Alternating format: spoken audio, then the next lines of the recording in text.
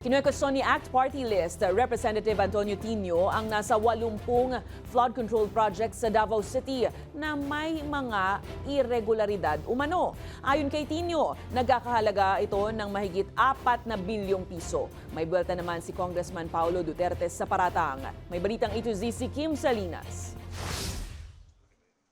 Ayon kay Alliance of Concerned Teachers Party List Representative Antonio Tino, bilyong-bilyong piso umano ang halaga ng kahina-hinalang proyekto sa unang distrito ng Davao City, baluarte ni Congressman Paulo Duterte. Kabilang umano rito ang mga flood control projects sa Davao at Matina Rivers. Sa 121 flood control projects sa Davao City mula 2019 hanggang 2022.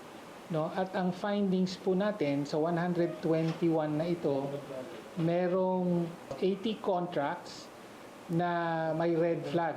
No, nagkakahalagang 4.35 billion pesos in total.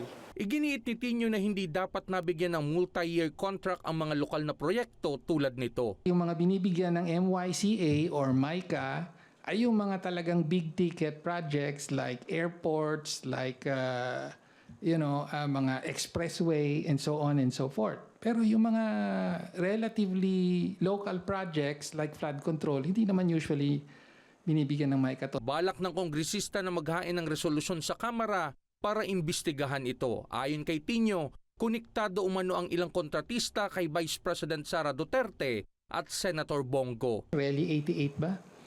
Na confirmed as donor to the campaign of the Vice President in 2022. Yung Alfredo Builders, this is owned by Alfredo Go na half-brother ni Senator Bongo.